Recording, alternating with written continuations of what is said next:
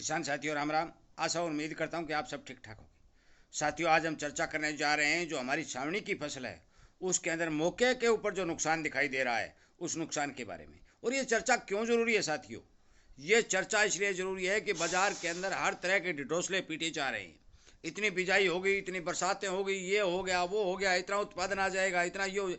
साथियों ये सारा का सारा सिस्टम आपको भ्रमित और भ्रमित जाल में फंसाने के लिए चलाया जा रहा है। मैं स्पष्ट और सीधी बात बता देना चाहता हूँ, क्योंकि बहुत बड़े बड़े एक्सपोर्ट, बहुत बड़े बड़े स्टोर ये इस बात की अफवाह अभी से फैलाना शुरू कर देंगे और इनके जाल में आप फंस जाओगे। आप अपना माल औने पौने दामों में बाजार में सेल कर दोगे। और यही हाल साथियों सरसों के अंदर हुआ और यही हाल चने के अंदर भी हुआ।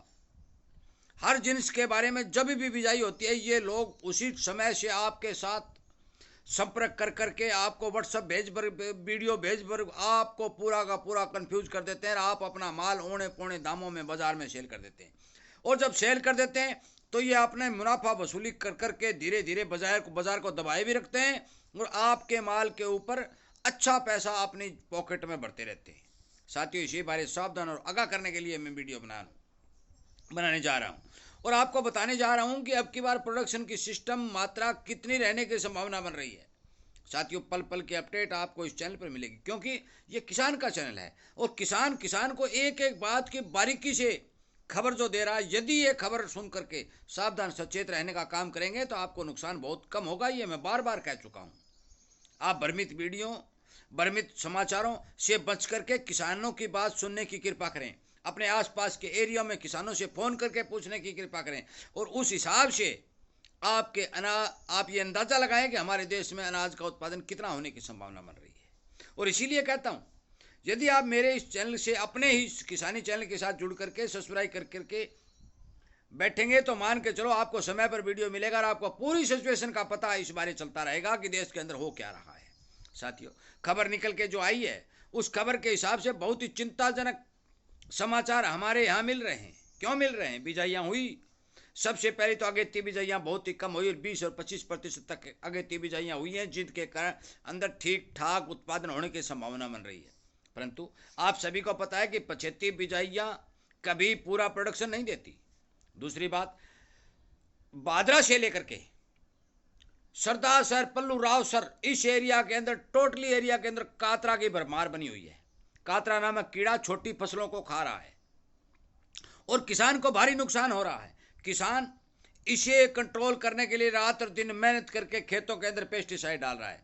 इसके साथ साथ एक और बात बता दूं कि कातरा को काबू करने के लिए एक दवा आती है लैम्डा नाम की और उससे कातरा कंट्रोल होता है। साथियों ये भी मैं क्योंकि एक बार हमारे क्षेत्र में आया था, किसानों ने लैम्डा नामक दवाई का स्प्रे किया, कातरा कंट्रोल हो गया। परंतु कंट्रोल करते करते ही जो छोटे पौधे होते हैं उनको कातरा चट कर जाता है। मान के चलो कि आपको उस खेत के अंदर 15 से 20% नुकसान देखने को मिलता है यदि सही समय पर बरसातें हो जाएं तो।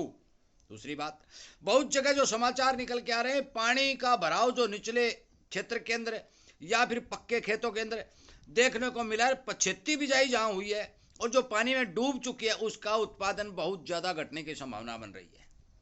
साथियों परुआ हवा जो 2 दिन पहले चली, आपने देखा बहुत बड़े एरिया के अंदर छोटी छोटी जो फसलें थी, मेरे पास वीडियो आए, किसानों ने शेयर किए और मेरी बात भी हुई।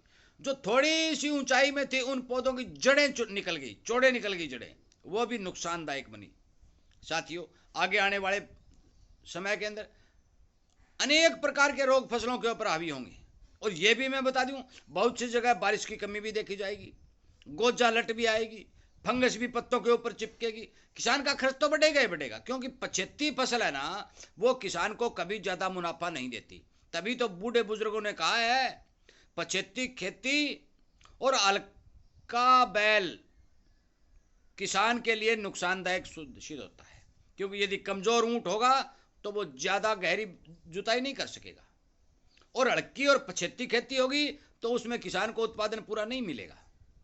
और ये आप साफ सुन लें और स्पष्ट शब्दों में सुन लें कि जितना नहरी क्षेत्र है, जितना बड़ा नहरी क्षेत्र है, चाहे वो नरमा का हो, चाहे वो ग्वार की बिजाई हो, चाहे वो मूंग की बिजाई हो, चाहे वो मोठ की बिजाई हो, साथियों 70% एरिया के अंदर 75 बिजाई हुई है। नरमा भी अभी एक एक बिलात का खड़े है भाई, बहुत से खेतों में मैंने देखे ग्वार तो 3-3 आंगल का खड़े, खेत लाल दिखाई दे रहे हैं। मूंग अभी 2-2 पत्ते निकालने शुरू किए। और समय कितना बचा है? अभी 21 जुलाई आ चुकी है। जब 15 सितंबर आएगा तो 2.25 महीने का समय बचा है। 2.25 महीने का मतलब दिन है 50। और 15 सितंबर के बाद में अनेक प्रकार की फंगस जमीनों के ऊपर जितनी भी फसल खड़ी हैं उनके ऊपर एक्टिव हो जाएगी, क्योंकि 15 सितंबर के बाद रात को मौसम ठंडा होना शुरू हो जाता है। और ठंडा जब मौसम शुरू होगा तो रात को गड़लस आएगी, और गड़लस आएगी तो जो हवा के अंदर अनेक प्रकार की जो फंगस है वो पत्तों के ऊपर एक्टिवेट हो जाएगी, और उसका कोई कंट्रोल भी नहीं होगा, और वो फसल को पूर्ण रूप से डैमेज करके उत्पादन घटाएगी। अब की बार साथियों जो सुनेरिया बन रहा है वो और वर्षों जैसा नहीं बन रहा है, अलग से सिस्टम बनता चला आ रहा है, क्योंकि ओवरऑल एरिया के अंदर 75 बिजाइयां हुई है, और 75 बिजाइयों के अंदर भी अब रोग लगने अच्छी मात्रा में शुरू हो चुके हैं। नरमा पर भी मैंने देखा है कि हरा तेला भारी मात्रा में अपना प्रकोप जमा रहा है। मूंग के ऊपर जो मूंग की फलियों को खाने वाली लट पैदा होगी, मूंग के पीले पत्ते, मैंने इलाज भी अनेक वीडियो बना बना करके अनेक इलाज बताए, परंतु भाई इलाज अकेला क्या करेगा जब फसल की ग्रोथ ही नहीं है, फसल की हाइट ही नहीं है। अभी जमीन बिल्कुल बहुत सी 70% एरिया में जमीन लाल दिखाई दे रही है। साथियों सावन की तीज आई हुई है और 7वां महीना उतरने पर चला है। 8वां महीना रह गया और 9वां, मतलब 50 दिन बाकी रह चुके हैं। 50 दिन में कोई भी फसल किसी भी चीज की अपना पीक प्रोडक्शन नहीं दे सकती, और इसका साफ और सीधा मतलब यह निकलता है कि अब की बार चाहे वो कोई भी जिन्स हो, पूर्ण रूप से उत्पादन घटने की संपूर्ण संभावना बन रही है।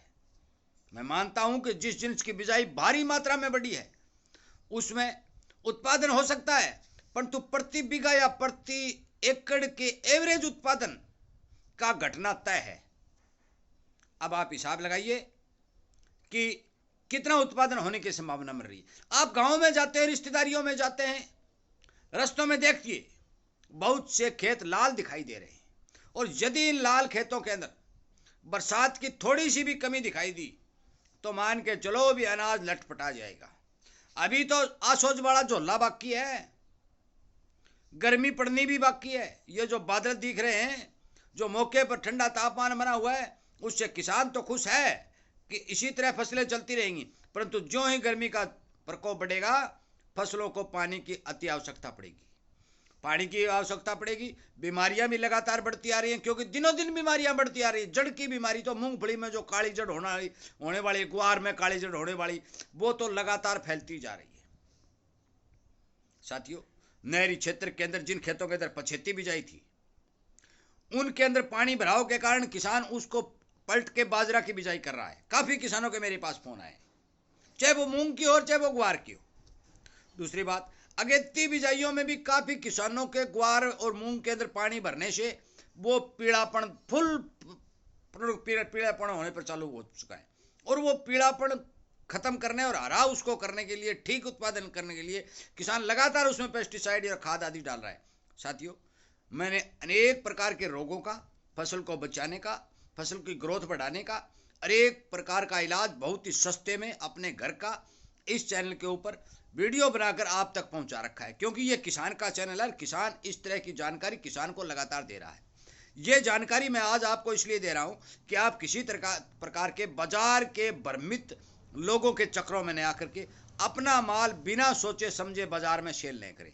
क्यों नहीं करें? क्योंकि यदि इस तरह कर देंगे तो सरसों वाली कहानी आपके साथ बनने की संभावना बन रही है। क्योंकि बहुत से लोगों के आगे मैंने फोन पर भी पर्सनल तौर पर बोला, वीडियो भी बनाया कि आप सरसों को बेवजह औने पौने दामों में सेल मत करिए, परंतु किसान की मजबूरी बस किसान को सेल करना पड़ा, और आज उस किसान को नुकसान भी झेलना पड़ा। साथियों मैं आपसे विनय निवेदन कर रहा हूं कि आप कृपया करके इस बारे ध्यान दें। क्यों ध्यान दें? क्योंकि आपको पता है भाई चने की बिजाई अब की बार भरपूर हुई थी, बहुत ज्यादा हेक्टेयर के अंदर चने की बिजाई हुई थी, रकबा भी बड़ा था, परंतु उत्पादन कितने निकला? उत्पादन केवल 80 और 85 लाख पर सिमट गया। जरूरी नहीं कि जिस जिन्स की बिजाई ज्यादा हो चुकी है तो आपको उत्पादन भी उतना ही मिलेगा। साथियों इसके अंदर एक बात और भी बता दूं, हवा का भी बहुत बड़ा रोल देखने को मिलेगा। यदि प्रवाह हवा का प्रकोप बढ़ता है तो आपको उत्पादन कम मिलेगा, क्योंकि प्रवाह हवा के चलते फल और फूल पनप नहीं सकते। यदि पिछवा हवा का प्रकोप बढ़ता है तो आपको छोटे पौधों में भी कुछ न कुछ उत्पादन मिलेगा।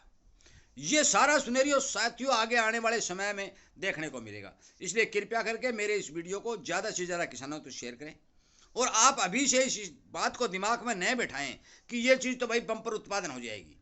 साथियों, ऐसा मुझे दिखाई नहीं दे रहा है। जो मेरे साथ जुड़े हुए हैं, जो जानकार जुड़े हुए हैं, जो ज्योतिष के एक दो भाई भी जुड़ चुके हैं, अनेक भाइयों, अनेक किसानों, अनेक जानकारों से बात करने के बाद ये सिनेरियो निकल के आया है कि अब की बार लगभग 70% एरिया के अंदर बिजाई पछेती हैं, और पछेती बिजाई के चलते देश का जो उत्पादन है वो घटने की संपूर्ण संभावना मौके पर दिखाई दे रही है।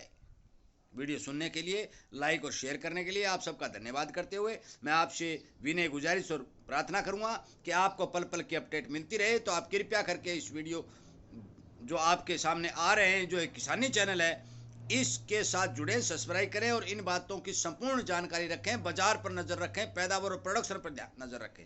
बीमारी किसी की फसल में है, उसको इलाज देखना है तो मेरे द्वारा इस चैनल के ऊपर अनेक तरह के वीडियो बना कर अपलोड कर दिए गए, जो घर के सामान से बेहद ही सस्ते तौर के ऊपर अपने फसल की बीमारी को कंट्रोल करने में समक्ष है और कामयाब भी हैं।